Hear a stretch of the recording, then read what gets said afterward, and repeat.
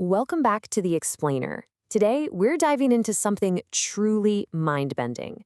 We're going to unpack the secrets of one of the most terrifying, awe-inspiring, and frankly, completely unpredictable artifacts in all of sci-fi lore.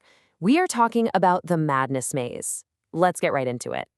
Now, I want you to imagine stepping into a machine where the stakes are absolute life or death.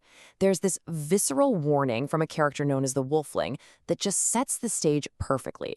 He warns that most people who go into the maze don't come out intact. Most go mad. And for some, even madness isn't enough protection. They literally just die.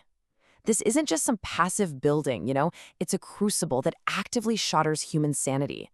The stakes seriously could not be higher.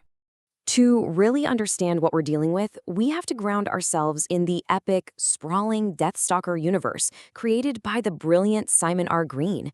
It's a reality absolutely packed with deep cosmic lore, and right at the center of humanity's survival sits this very artifact. Which brings us to Section 1, an ancient alien enigma. So what exactly is the Madness Maze? Well, the first thing you need to know is that it's definitely not a human invention. It predates humanity entirely. It was discovered deep underground by Empire colonists who honestly had absolutely no idea what they'd stumbled upon. But it was actually built by an ancient alien race known as the Wolflings. Their goal? To force the next massive step up the evolutionary scale. And what's super fascinating is that the architecture itself is subtly patterned on the intricate, folded convolutions of the human brain. It's like a giant physical mind. When we see it through the eyes of the character Owen Deathstalker, the physical reality is just chilling. Imagine walking down these shimmering, intricate pathways. You're surrounded by 12-foot-tall steel walls that are only a fraction of an inch thick. And the crazy part? There are no obvious booby traps, no hidden spikes or lasers. The real danger is this overwhelming, deeply alien presence radiating from the walls themselves. The steel is so deathly cold that simply brushing your fingertips against it will instantly frost them over. And that brings us to a really fascinating character, and frankly, a pretty terrifying realization. There is a sole surviving wolfling who acts as the guardian of the maze, but he makes this observation that changes everything. He guards it not to keep people out, but to make sure the maze doesn't escape, right? Let that sink in. The maze isn't just some inert structure. It almost seems alive. It manipulates, it judges, and it's so unpredictable that it might actually need to be contained. Let's peel back the next layer in Section 2, Architecture of the Mind. Once you step inside those walls, the standard physical rules of the universe just sort of evaporate. Time moves completely differently in there. A single second and a full year are experienced as the exact same thing. It's incredibly disorienting. Survivors describe the experience as walking in visions. It's like being in this lucid dream where, for a brief moment, you temporarily know the answer to absolutely everything, only to feel it all slip away the second you emerge. There's this awe-inspiring account from a Haydenman survivor that I just love.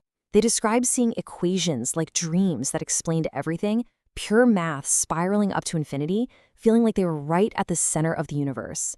It really shows how this structure acts as a highly sophisticated, completely alien mind probe, and the experience is so intensely profound that it actually creates a permanent telepathic link, a shared mental connection among every single person who successfully survives it.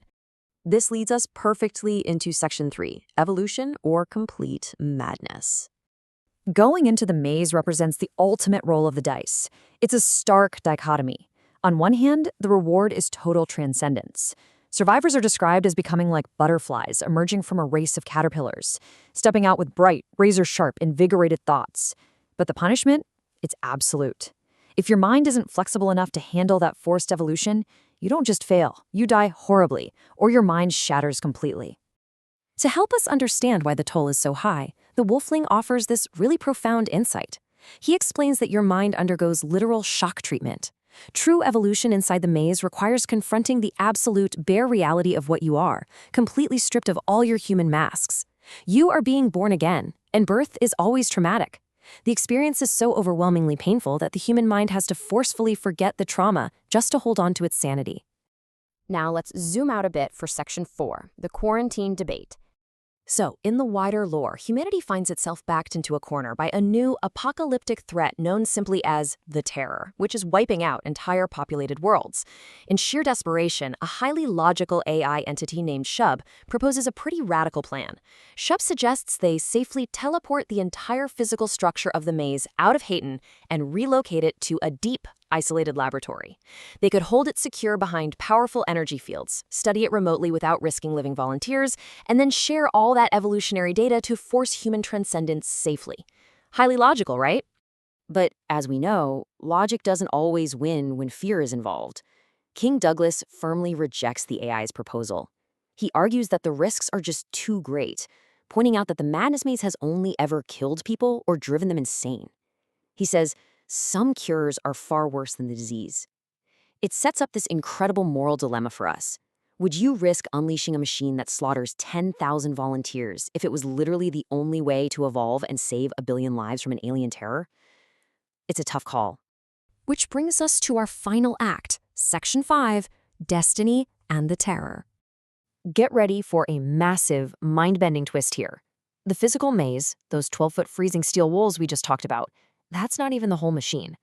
As the Wolfling eventually reveals, the maze we see is really just the tip of a very large alien iceberg. It's merely a three-dimensional intrusion into our reality of an extra-dimensional device. It is just a tiny fraction of something so unbelievably vast that if a human were to glimpse the whole thing, it would instantly blast their reason away. So, what is this colossal extra-dimensional device actually protecting? Deep at the very heart of the maze lies a sleeping baby. But of course, this is no ordinary infant. This baby is a clone of Deathstalker himself, and it acts as the physical manifestation of incalculable cosmic power. This child is known as the Dark Void device. This is a force that, in the past, worked completely uncontrolled miracles, literally bringing dead, barren worlds back to life. And that leaves us with an incredibly chilling final thought to chew on.